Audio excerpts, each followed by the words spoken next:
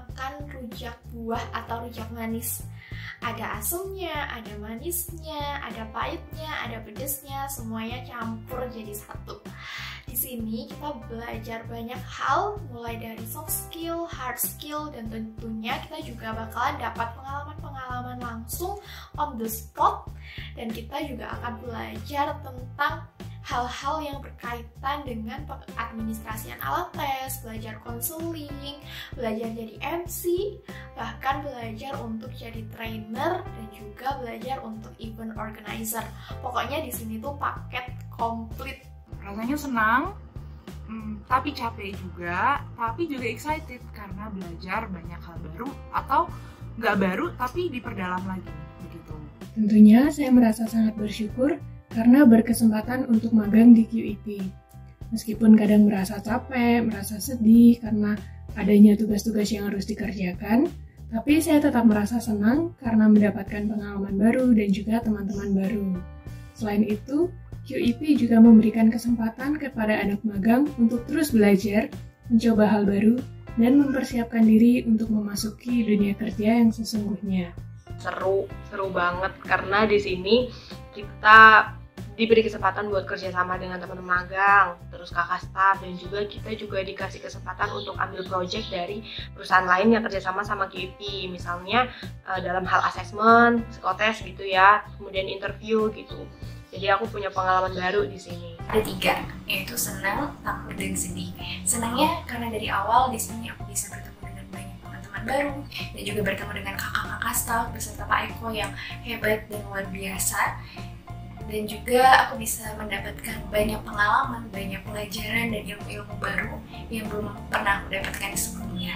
Dan aku juga sering ngerasain takut karena untuk mencoba hal baru itu buat aku menantang, tetapi di sisi lain aku juga sering ngerasain takut untuk mencoba maupun melakukan atau melaksanakan tugas yang sudah diberikan. Ada rasa sedihnya karena ya sebentar lagi magang season 5 ini akan selesai, akan berakhir masa jabatannya, dan kemarin juga aku sempat melewatkan waktu karena aku cuti. Jadi pas aku masuk lagi itu sudah banyak hal-hal yang terlewati.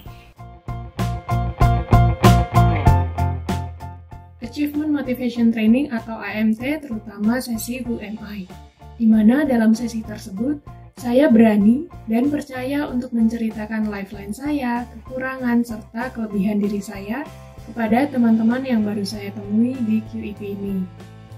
Kemudian dari sesi tersebut, saya mendapatkan feedback positif dari teman-teman sehingga saya merasa mendapatkan support system baru di QEP ini. Ketika agenda rekrutmen, interview, dan juga konseling ini berdekatan. Jadi di situ rekrutmen juga harus diurus, kemudian interview juga kebetulan kliennya itu dari bidang yang asing buat aku dan memiliki jabatan yang lumayan tinggi gitu. Jadi aku perlu belajar dulu tentang istilah-istilah itu supaya nanti aku bisa paham ketika interview. Dan juga konseling bersama orang tua yang juga diurus gimana nanti jalannya, kemudian siapa yang jadi notulensi, siapa yang jadi konselor junior, seperti itu. Pokoknya pas itu aku rasanya ingin membelah diri. Ketika aku belajar materi PEP, karena di sana aku belajar banyak materi tentang 10 manajemen gitu ya, dan di situ sangat applicable dan mudah diterapkan dalam kehidupan sehari-hari, dan aku merasa sangat terbantu dari materi PEP itu.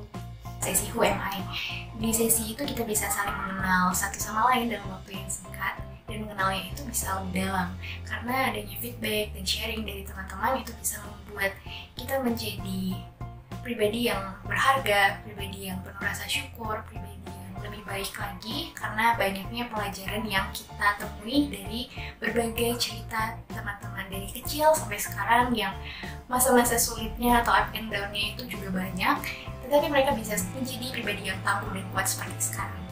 Ketika aku diberi kesempatan untuk interview calon manajer dan harus ikut bikin reportnya juga, dan saat itu reportnya harus dibikin selama 2x24 jam, udah selesai, dan masih harus kalibrasi sama teman-teman INT. Jadi waktu itu cukup menantang dan juga berkesan ketika waktu diberi kesempatan untuk jadi fasilitator training offline dari Kalbe untuk para supervisor.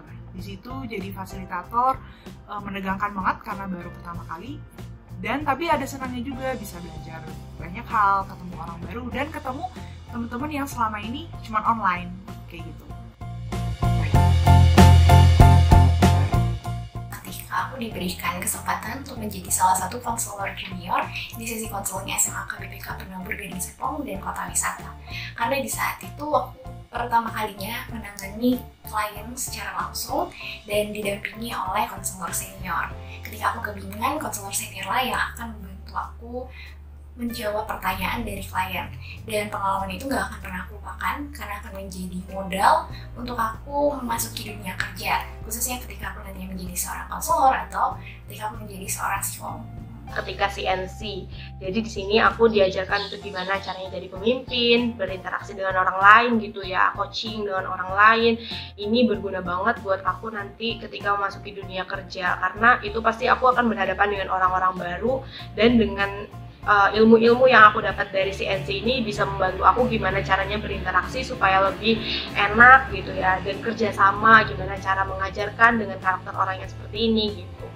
Jadi itu pasti berguna buat nanti aku di pekerjaan maupun sekarang juga yang aku pastinya berinteraksi dengan orang lain gitu. CNC, karena apa? Karena bagiku CNC itu hal-hal yang dimasukkan di CNC itu sangat terpakai di dunia kerja dan bisa diaplikasikan sebenarnya. Itu juga ilmu baru ya, apalagi soal situational leadership, kemudian juga memperdalam mengenai performance analysis kayak gitu.